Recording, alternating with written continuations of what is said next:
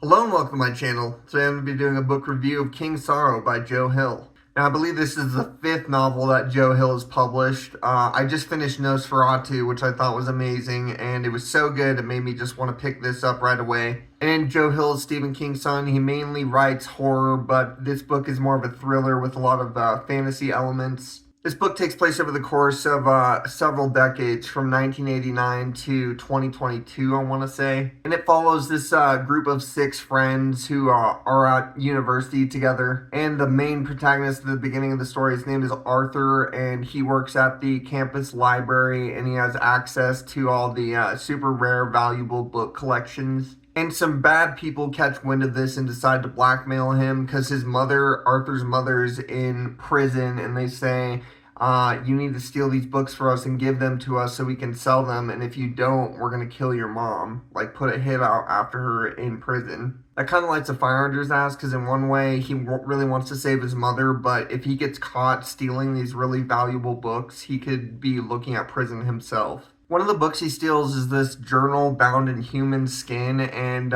he realizes through reading it that they can summon this dragon named King Sorrow. He demands a sacrifice every year, and the six friends every single year must give him a new sacrifice or become his next meal. So that's where the story really takes off, and this book takes place over the course of several decades as the friends grow and mature, and some of them drift away, some of them get closer, but they are united by this whole King Sorrow situation. And overall, this book does have a lot to say about the power of revenge and the negative side effects of taking revenge on somebody.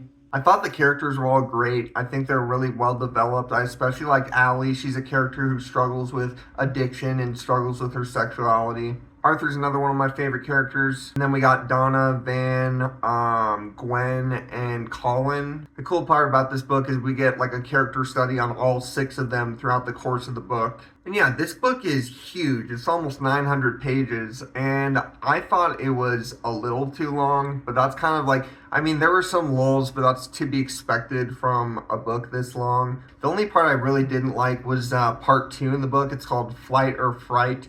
It's a long portion in which Van and Allie are on a plane and crazy stuff happens. I just thought that part was way too long and could have been trimmed. But other than that, that's the only time in the book that I really wasn't enjoying it. Overall, it's very well written and it kept me engaged. Yeah, overall, I thought it was very good book. And you know, this is actually out of the 4 Joe Hill books I've read, Nosferatu, King Sorrow, Heart-Shaped Box, and Horns, this is probably number 4 for me, but that's not to say it's not good. This book is still worth the read, still amazing. It just didn't blow me away like those other ones. This is just such a meaty book, just because it's so long and there's like so much to digest and so much happens and there's so many intricate details, but you know, by the time it all wraps up, it's very satisfying. Overall, it's just a really well done novel and I highly suggest it.